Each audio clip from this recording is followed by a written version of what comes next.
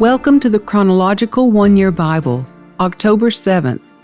Today's reading is Mark chapter 5, verses 1 through 20, Matthew chapter 8, verses 28 through 34, Luke chapter 8, verses 26 through 39, Mark chapter 5, verses 21 through 43, Matthew chapter 9, verses 18 through 26, and Luke chapter 8, verses 40 through 56.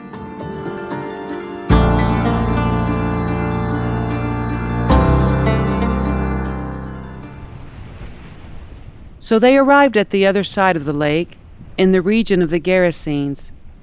When Jesus climbed out of the boat, a man possessed by an evil spirit came out from the tombs to meet him.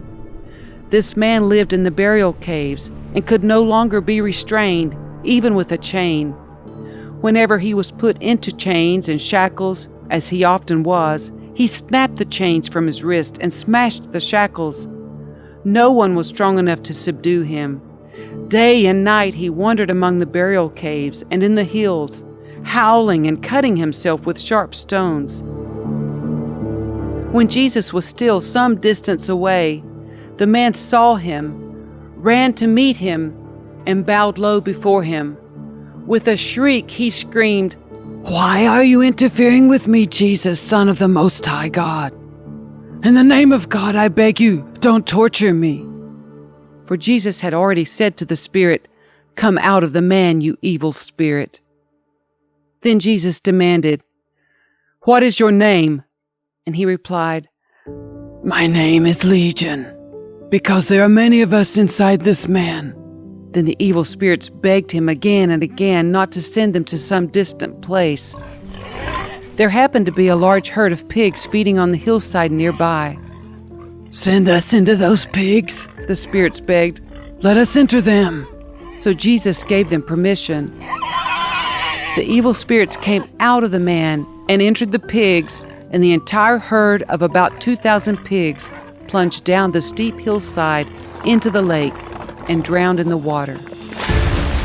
The herdsmen fled to the nearby town and the surrounding countryside, spreading the news as they ran. People rushed out to see what had happened. A crowd soon gathered around Jesus, and they saw the man who had been possessed by the legion of demons. He was sitting there, fully clothed and perfectly sane, and they were all afraid. Then those who had seen what had happened told the others about the demon-possessed man and the pigs. And the crowd began pleading with Jesus to go away and leave them alone.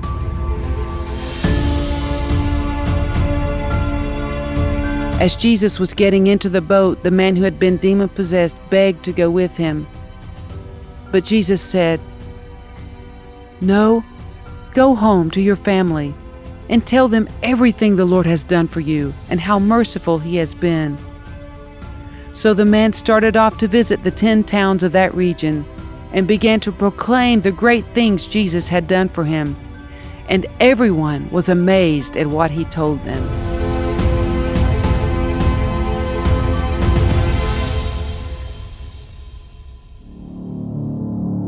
When Jesus arrived on the other side of the lake in the region of the Gadarenes, 2 men who were possessed by demons met him. They came out of the tombs and were so violent that no one could go through that area. They began screaming at him, "Why are you interfering with us, Son of God? Have you come here to torture us before God's appointed time?" There happened to be a large herd of pigs feeding in the distance. So the demons begged, "If you cast us out, send us into that herd of pigs." "All right, go," Jesus commanded. So the demons came out of the men and entered the pigs, and the whole herd plunged down the steep hillside into the lake and drowned in the water. The herdsmen fled to the nearby town, telling everyone what had happened to the demon-possessed men. Then the entire town came out to meet Jesus, but they begged him to go away and leave them alone. So they arrived in the region of the Gerasenes, across the lake from Galilee. As Jesus was climbing out of the boat, a man who was possessed by demons came out to meet him. For a long time he had been homeless and naked, living in the tombs outside the town. As soon as he saw Jesus, he shrieked and fell down in front of him. Then he screamed, "Why are you interfering with me, Jesus, Son of the Most High God? Please, I beg you, don't torture me." For Jesus had already commanded the evil spirit to come out of him. This spirit had often taken control of the man. Even when he was placed under guard and put in chains and shackles, he simply broke them and rushed out into the wilderness, completely under the demon's power. Jesus demanded, "What is your name?" "Legion," he replied, for he was filled with many demons. The demons kept begging Jesus not to send them into the bottomless pit. There happened to be a large herd of pigs feeding on the hillside nearby, and the demons begged him to let them enter into the pigs. So Jesus gave them permission. Then the demons came out of the man and entered the pigs, and the entire herd plunged down the steep hillside into the lake and drowned. When the herdsmen saw it, they fled to the nearby town and the surrounding countryside, spreading the news as they ran. People rushed out to see what had happened. A crowd soon gathered around Jesus, and they saw the man who had been freed from the demons. He was sitting at Jesus' feet, fully clothed and perfectly sane, and they were all afraid.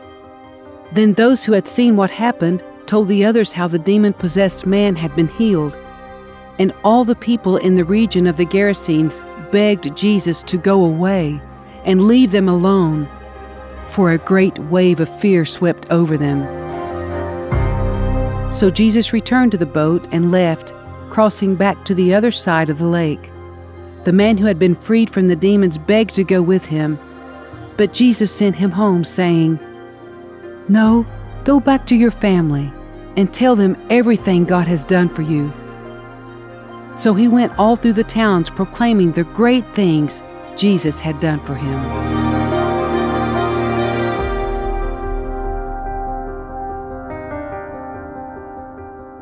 Jesus got into the boat again and went back to the other side of the lake, where a large crowd gathered around him on the shore.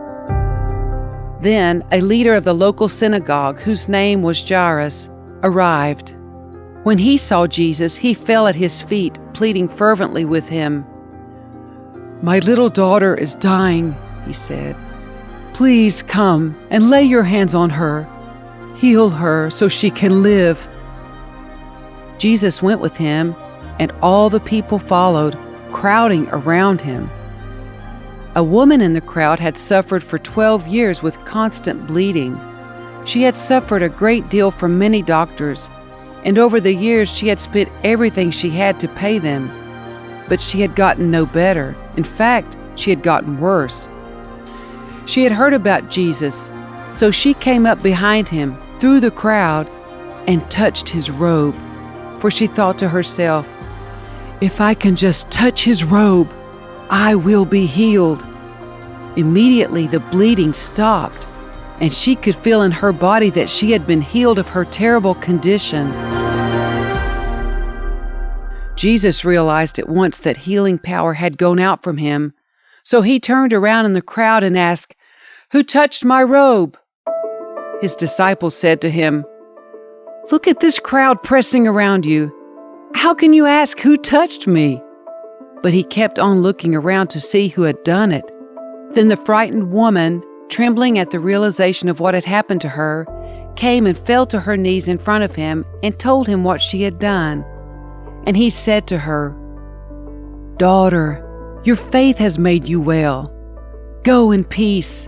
Your suffering is over." While he was still speaking to her, messengers arrived from the home of Jairus, the leader of the synagogue. They told him, "Your daughter is dead. There's no use troubling the teacher now."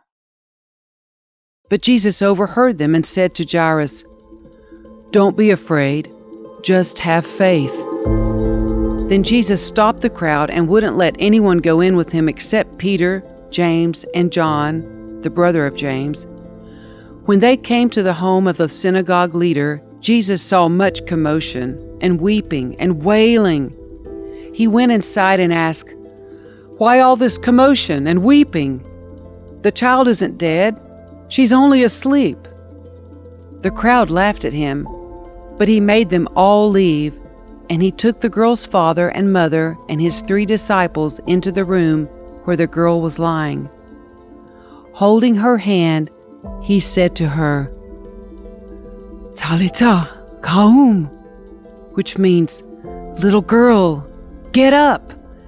And the girl, who was 12 years old, immediately stood up and walked around. They were overwhelmed and totally amazed. Jesus gave them strict orders not to tell anyone what had happened, and then he told them to give her something to eat.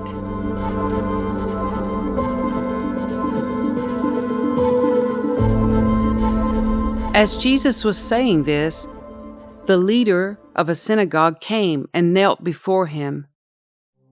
"My daughter has just died," he said, "but you can bring her back to life again if you just come and lay your hand on her." So Jesus and his disciples got up and went with him. Just then, a woman who had suffered for 12 years with constant bleeding came up behind him. She touched the fringe of his robe, for she thought, "If I can just touch his robe, I will be healed." Jesus turned around, and when he saw her, he said, "Daughter, be encouraged. Your faith has made you well." And the woman was healed at that moment.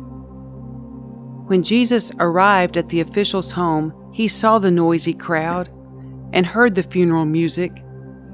"Get out," he told them. "The girl isn't dead. She's only asleep." But the crowd laughed at him. After the crowd was put outside, however, Jesus went in and took the girl by the hand, and she stood up. The report of this miracle swept through the entire countryside.